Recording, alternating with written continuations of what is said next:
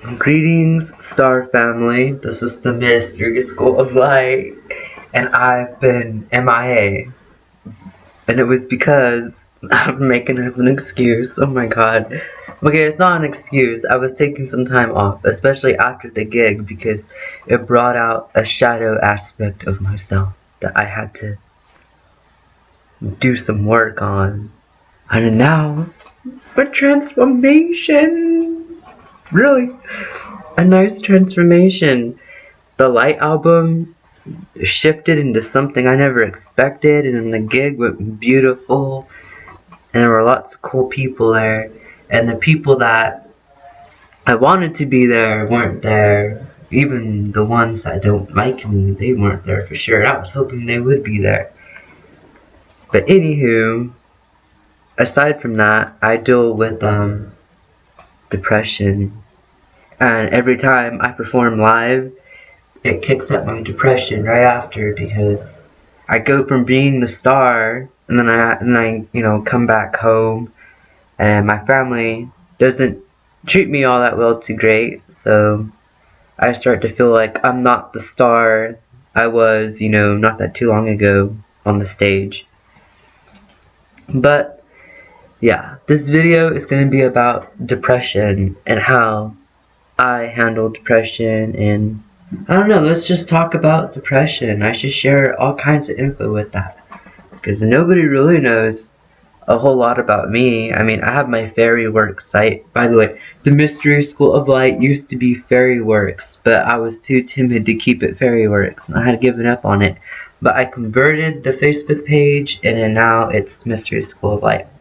But the FairyWorks site is still listed on there, and you can read my bio, and you will know, where I came from, and what I've been through, and why I believe I cut out for this, job. Well, it's not a job, this sole purpose. So, here I go. Okay. So, I don't really want to. I should though. Alright. Well, I was sexually abused many times throughout my life, and I thought that it was normal. Until, I started thinking for myself, and yeah. And then that led me to be held against my will in facilities. And it was either facilities or home, and home wasn't all that great, so I would jump to the facilities. And most of the time it was against my will. I didn't want to be there. And there, I was heavily medicated, and I was a science experiment. And then that led to, a lot of issues that I now am blessed with, that I actually am grateful for, because they make good music. They help me understand people better. Just, I could be a worse person, and those things made me good. That's the way I see it. If I was spoiled and rotten, I would be a far more worse person than I am now. If everything went perfectly the way I wanted it to, I would be a fucking bitch, or a dick, whatever people call themselves when they start to act up. And I'm very grateful, because I know how it is with both sides of the fence. I know now that life really is beautiful, and there's lots of beautiful things happening. But it wasn't not that too long ago I was an addict to mutilation. I could show. Why not? I have scars to prove it. They're hella old. You can't really see them because of the lighting. But you can't see them, but they're there. They go over 100. More than 100 scars, definitely. And yeah, it was tough. I have a slip every so often. I haven't this year, and I've only had one last year. And it's pretty bad. Well, it was pretty bad. Don't cut yourself. A lot of people ask me, oh, how did you get them? And I say, oh, I ripped off my wings to become human. And I like that explanation a lot better than I cut into my flesh and I started bleeding out the evil. Which actually, cutting yourself is an ancient practice of expelling demonic spirits, but that is no excuse for harming yourself. There are other methods now and other ways that you can combat depression and addiction to mutilation. The first thing that I always instruct for people when I meet and they are struggling with depression or addiction to mutilation, I always instruct a salt bath. As soon as you're triggered, jump into a salt bath. That's like my remedy for everything. A salt bath, or do you have your high vibrational eugenic spray? Or are you playing the Omtra? The last one is, are you a service to others? Because if you're not serving others, you're gonna feel like you're living for nothing. And then the only gratification you're going to get is from slaving away in a third-dimensional financial prostitution opportunity, I guess I should call it. And that's not really how I roll. I will not prostitute my soul with third-dimensional financial prostitution. The hell with that. How are you being a service to others? How are you changing the world? I have this cowlick going on. Oh well, that always happens in every video. I really don't care anymore. So, how are you changing the world that is making you sad? Because you're sad and it's because of the things you're seeing, and only you can change the things that you're seeing. And I recently learned the other day from Morning Inspiration with Boost, which I love so much. I love it. I wake up for it. As soon as I wake up for it, I listen to, you know, the boost for that day. Especially when I'm feeling down. And you should check it out too. Check out Morning Inspiration with Boost. Type it in on YouTube or Google, and you'll be linked to it, to whatever activity they're doing now. But what I learned, and what Reverend Valerie Love has shared, is that your meaningless thoughts will create a meaningless world. And when I heard that, I was like, oh, that means something. It's phenomenon. And I saw it doing something in the ether. But then that following day, I kept on saying it to myself, because she instructs us to do exercises, to try things out for ourselves. She's not a big fan of people believing things blindly, and neither am I.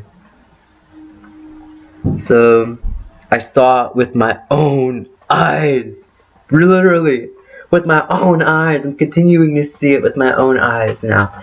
It's so crazy. Okay, your meaningless thoughts will create a meaningless world, definitely. And you want to know how to you can combat that, okay? Meaningless means, you know, thoughts that are not serving you, thoughts that are hindering you. And your thoughts affect your sight, and your sight affects your world. And your world is your world, even though we're all sharing a world. But you have your own world, your own perception, your own mind. And the world, our world, the world that we're sharing, that's neutral. That has nothing to do with you. That's just like a playing field. It's the tits of Mother Earth, I guess. We're living on the tits of Mother Earth. And, yeah. You have your own specific world or perception or persona, and that is greatly impacted by your thoughts. And I'm like, wow, that reminds me of my depression, because...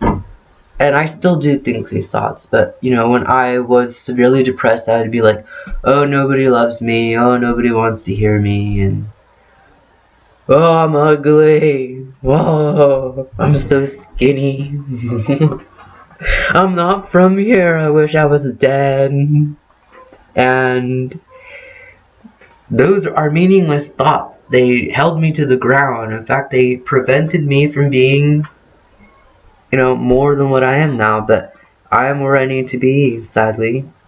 Sadly indeed, I wish I was somewhere else, but I have to make do with what I have. And what I have is right here. And so, those meaningless thoughts are creating my meaningless world, and my world is full of tyranny. Tyranny. Powerlessness. Helplessness. Like, oh, people are doing things to me. That person's being mean to me. That person's saying bad things about me. Blah, blah, blah, blah, blah, blah, blah, blah, blah, blah, blah, blah. I call them the blah blahs or the blues. You got the blues. You got the blah blahs. The blah blahs are following you. Oh no.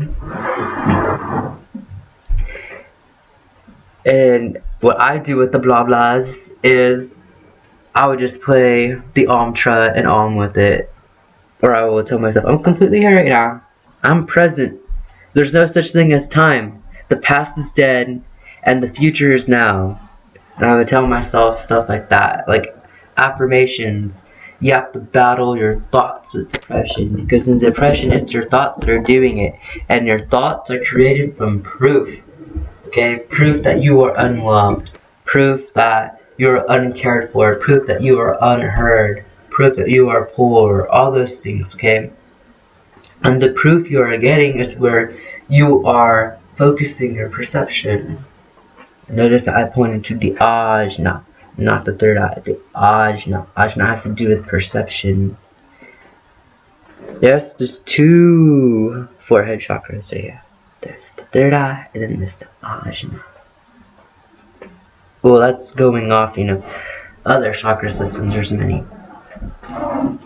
But these things were putting me on this wild goose chase and heartache that, oh my god, I can't believe I did it to myself. Do you know how many beautiful things I could have done if I would have just said, no, all is well, that has nothing to do with me. If I dwell on this, it's like crying over spilt milk that has already been wiped up. I would be, can't even imagine. I was wasting time. I still am wasting time because I'm still dealing with it. But in due time, last year I made huge progress. And it hasn't even been a month yet. And in just these couple of days, I've seen things out of this world. And I've been told things that I've never been told before. And it was just like, my eyes are open. You gotta be goofy a bit. It's okay, laugh, laugh, laugh. I have the galactic giggles. I'd rather have the galactic giggles than the blues. And I can't even explain it. I can't even put it into words. But here's the prayer that helped me. Okay? That helped me. And I've been saying this for like 2 weeks. And a little bit before the New Year, I was like, I am the Son of God. I am a child of God. My spirit is from God. So God, show me I'm your son. Show me I'm your child. I ask you to do this for yourself. Tell God, okay? I am your child. Show me I'm your child. Show me. And the universe is going to show you. And it's going to show you fast. Very, very fast. The following day, you will find that, oh, I have a new type of peace. What the hell? I don't feel, I don't feel pain. I had these terrible stomach aches because I ran out of iosity and whatnot. And I was like, the Son of God doesn't have stomach aches. And the stomach ache was still there. And I kept on saying it. The Son of God doesn't have stomach aches. And sure enough, the stomach aches went away. Do you see my face? There's no lines. Do you know what did that? Okay? A little bit of dragon's blood, some benedite clay, but it's not benedite clay or dragon's blood every day. I've been telling myself, the Son of God does not age. The Son of God does not get wrinkles. Look. This is freaky. This stuff is for real. Okay? The world is ours. This is trippy as fuck. The Son of God does not get mad. I start laughing now. Cackling like a witch, okay? It's funny. And I still do get depressed. And you wanna know what I say?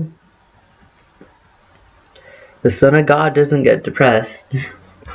That one doesn't work that well though. And I know why that one doesn't work. Because Depression is a messenger. Your feelings are messengers. They're messages of something going on within. But the Son of God doesn't have to deal with those things that are going on within, because the Son of God is perfect. Perfect through love. So you can fix all of this through love.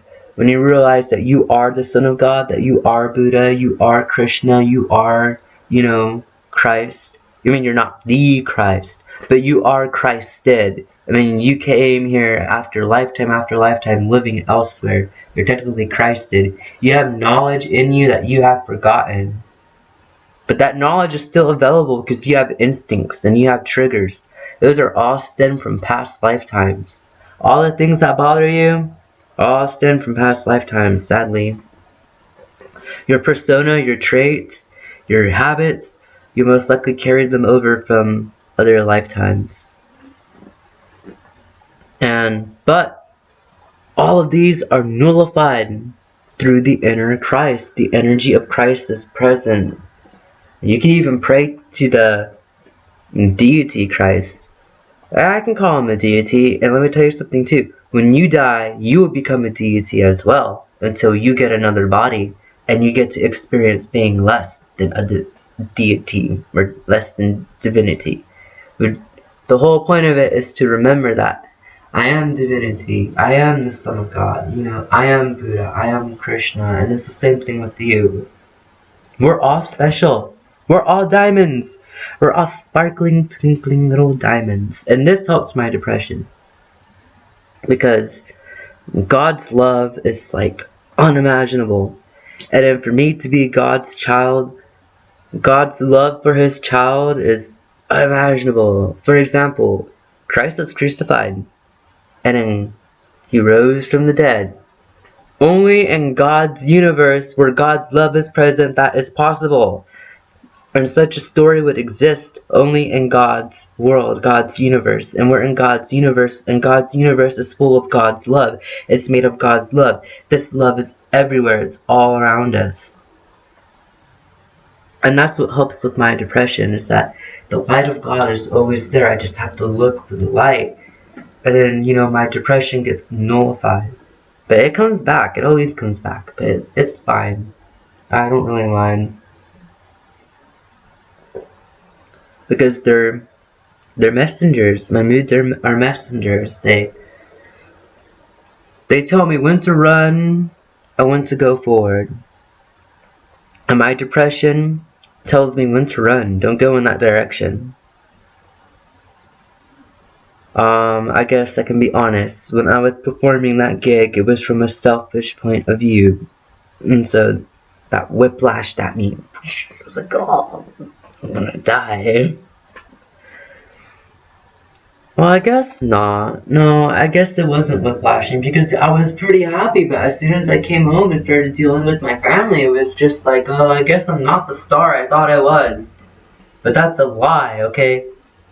Because we're all stars here. And the way people treat you has nothing to do with you. They're dealing with their own crap. They're carrying around their own crap. And you probably shouldn't affiliate or be around people who aren't going to take responsibility for the crap that they're sharing with the world. They're not going to own who they are and what they're doing. You shouldn't be around that. You should be around people who are responsible and who are willing to own their mistakes and their habits and, their reactions. Who can see, the cause and effect of things. Some people are so unaware. They don't know, oh, what? They ask why? Why did it happen? But yet they don't, turn within and see, oh, this is happening inside my heart. I'm carrying this stuff inside my soul. And it's projecting outward. Try to be around conscious creators. People who actually want to interact with their realities. Not people who believe that things are done to them. Be around people who know that they have the power inside of them. Or maybe you can go and remind people that they have the power inside of them. I just said, look at my face. No serums. very little mud mask, very little dragon's blood, and all I've been saying is that the Son of God does not get old. The Son of God doesn't age. It's trippy. And yeah, I'm gonna leave it here. Try it for yourself, okay? Say the Son of God doesn't do this, doesn't have this, and see what happens, and, tell the universe, I am your child. Show me I'm your child. Show me that I'm your son, God. Show me I'm your daughter, God. Show me I'm your daughter, Goddess. Show me I'm your son, Goddess. Be like that. The problem with our lives is that we separate ourselves from who we really are, and who we really are is God. If we feel unworthy of being blessed and loved by God, we feel unworthy of being ourselves. And that's scary, because if you're somebody else, then who are you? Just something to keep in mind.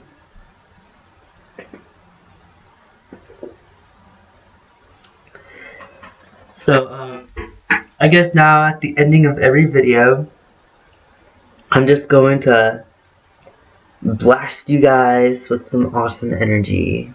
Let's see. What should it be for?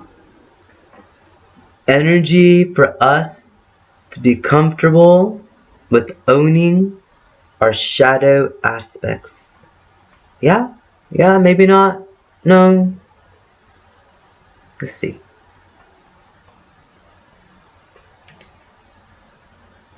Yes or no?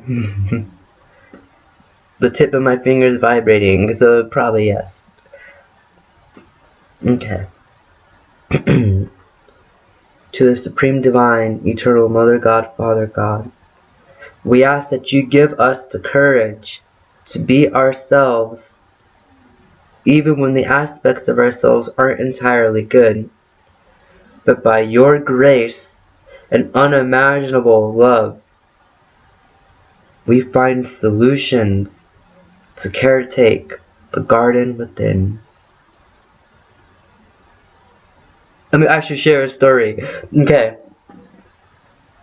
My brother just started a garden. I won't say what type of garden, but he just started a garden, okay? And a while back, I had a plant, and his animal had ruined my plant. But it's okay. I was upset about it, but I let it go. Before my pet could even ruin his garden, he was freaking harping at me, okay? Harping at me. 2-3 days. You better watch your dog. You better watch your dog. Your dog's gonna ruin my garden. Your dog's gonna ruin my garden. Your dog is ruining my garden. Hasn't even happened yet. Today, somehow it happened. I don't even know how it happened. This is symbolic for his inner garden getting ruined. He's ruining his inner garden. There's something wrong with his inner garden. It has nothing to do with me or the dog. See, because days prior, okay? Days prior, before he even had it set up, you better watch your dog. Your dog. He was already fixated on it. It could have probably have been a squirrel or something. And it would still have been the dog to him. So that's just an example I could use, and I kind of lost track of what I was trying to say after that prayer. And maybe I was kind of venting or sharing it with you, because I am somewhat a bit upset about that, but whatever. But all of it was symbolic for me that, okay, maybe I'm crying over spilt milk too, and that's why I brought at the beginning the whole spilt milk. Or crying over milk that hasn't even spilt yet. That's another thing. Worrying about something that hasn't even happened, and then it happens. You know that only a little bit of percent of things that you worry about actually happens? And the stuff that does happen, you created? And if you want to stop it, you gotta own it? You're better off not worrying at all, and you'll be surprised at how, things just fall into place. Because I can relate. When I had my plant, and that animal ruined my plant, I was already worried about something ruining the plant. Oh, something's gonna happen to this plant. But whatever. Whatever happened was supposed to happen, and yeah, I was pretty upset about it, but it built tolerance for things that happened in the future. You gotta say thank you when things happen that are rough. You're being polished, you're being shined, you're being prepared for the future. If you want better things to happen, you have to say thank you. Thank you and move on. All really is, well, the world is neutral, and if there's something wrong with the world, then you must take actions to where you can stop whatever's happening in your world. Well, I mean, there are things happening in the world, but those things would stop if we just all, embraced our power. And we did things that would bring us comfort against those things, then those things would be nullified. And we wouldn't, sure enough, they would just vanish. Because we're all in a vortex. And you can change and manipulate the vortex. Interact with your vortex. I kind of got that from Abraham Hicks, but I mean, I always thought of our chakras being portals and, energies coming in and out of them. I don't know, I'm weird. Or we're walking portals. Or, when we think something, a portal opens up, which I've seen plenty of times. I've seen it from my pets too. And plants. Plants can open up portals, believe it or not. Like, if you peer into the ether, you will see, if you were to look at somebody who's thinking, like, wormhole, wormhole, wormhole, wormhole, wormhole. So there's definitely, this is no joke. Interact and own your reality. I promise you, it'll be worth it. Do it. Do it. Try the exercise I just shared. God, show me. I am your child. Show me. Show me. Show me that you love me. Do that one too. God, show me that you love me. And then watch things miraculously happen. You'll be comforted in some type of way. More light will come into your life. It's beautiful. Just try it. Challenge the world that you see. Challenge it. Call it out. Anywho, I guess I could say it's time for me to go. I guess now videos are going to be 30 minutes long. Haha. Remember at the first videos I was like, oh, I'd like them to be 15 minutes. But no. We'll keep it 30 now because I feel like I'm not heard. And I feel like through this I get heard. And it's not just about me, but the more people that listen to these videos, they will carry a certain vibration with them, and that'll go out into the world, and then, it all returns back to you. Send good stuff out into the universe. Send good stuff out to everybody. Share uplifting thoughts with everyone. The world is a garden. What kind of garden do you want it to be? I love you, and shine in peace. And don't forget to sing. For real, don't forget to sing. I'm a singer. That's why I love singing. I raise vibrations. Do it. You gotta sing. And learn to dance in the rain. Learn to sing and dance in the rain. And then, if you're having some little fights with your significant other, learn to kiss in the rain.